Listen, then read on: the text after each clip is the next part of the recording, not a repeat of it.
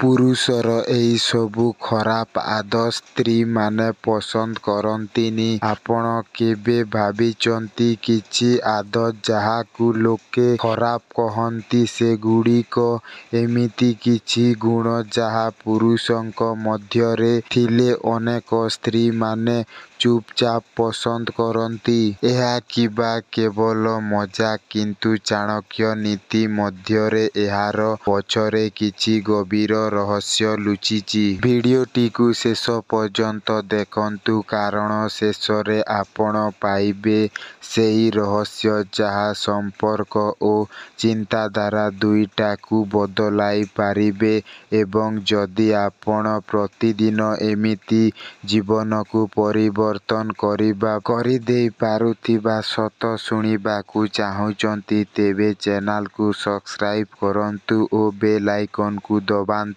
ଗୋଟିଏ ଦିନ ଚାଣକ୍ୟଙ୍କ ପାଖକୁ ଗୋଟିଏ ସ୍ତ୍ରୀ ଲୋକ ଆସିଲେ ଓ କହିଲେ ଗୁରୁଦେବ ଲୋକେ ପୁରୁଷଙ୍କର କିଛି ଆଦତକୁ ଖରାପ କହନ୍ତି କିନ୍ତୁ ସତ କହିବି ସେହି ଆଦତମାନେ ମୋତେ ଦିଲକୁ ଲାଗୁଛି।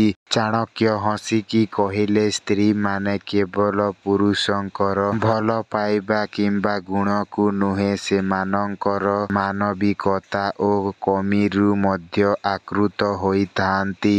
ସେହି ଖରାପ ଆଦତ ଯାହାକୁ ସ୍ତ୍ରୀମାନେ ପସନ୍ଦ କରନ୍ତି ଛୋଟମାନଙ୍କ ପରା ଶରାରତ କରିବା ଛୋଟମାନଙ୍କ ଭଳି ମାସୁମିୟତ ଓ ଖୋଲାମେଲାପଣ ଏହା ସମ୍ପର୍କରେ ତାଜାପଣ ଓ ହସି ଆଣେ। ମନୋବିଜ୍ଞାନ କହେ ଖେଳ ଧରାବରା ଊର୍ଜା ଶକ୍ତି ସମ୍ପର୍କକୁ ବିରକ୍ତିରୁ ରକ୍ଷା କରେ।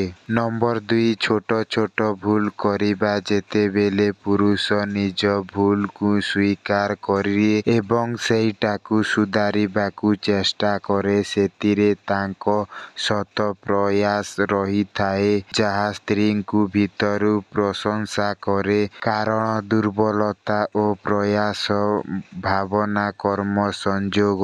ନମ୍ବର 3 ପ୍ରେମ ଭରା ଜିଦ୍ ନିଜ କଥାରେ ଠିଆ ରହିବା କିନ୍ତୁ ପ୍ରେମ ସହିତ ଏହା ଆତ୍ମସମ୍ମାନ ଓ ଆତ୍ମବିଶ୍ୱାସ ସଂକେତ ମନୋବିଜ୍ଞାନ ସୁସ୍ଥ ପ୍ରଭାବ କିନ୍ତୁ ଅହଙ୍କାର ବିନାଶ। ନମ୍ବର 4 ଭାବନା ପ୍ରବଣ ହେବା ନିଜ ଭାବନା ଓ କମଜୋରି ସାଧାରଣ କରିପାରିବା ଏହା ପୁରୁଷଙ୍କ ସତ ମାନବିକତା ଓ ଭରସାକୁ ଦେଖାଏ କାରଣ ଭାବନାରେ ଖୋଲାମେଲା ହେବା ଗଭୀର ଭରସା ସୃଷ୍ଟି କରେ। ଚାଣକ୍ୟ ଗୁପ୍ତ ମନ୍ତ୍ର ସମ୍ପର୍କ ସେତେବେଳେ ଖାସ୍ ହୋଇଥାଏ ଯେତେବେଳେ ଦୁଇ ଜଣ ନିଜର ଭଲ ଓ କମିକୁ ଖୋଲା ହୃଦୟରେ ଆପଣାନ୍ତି। ସ୍ତ୍ରୀମାନେ ପରଫେକ୍ଟ ପୁରୁଷଙ୍କୁ ନୁହେଁ ସତ ଅସଲି ଓ ମାନବୀୟ ପୁରୁଷଙ୍କୁ ଅଧିକ ପ୍ରିୟ କରନ୍ତି। ଶେଷ ସନ୍ଦେଶ ଯଦି ଏହି କଥା ଆପଣଙ୍କ ଦିଲକୁ ଛୁଇଁଗଲା ତେବେ କମେଣ୍ଟରେ ଲେଖନ୍ତୁ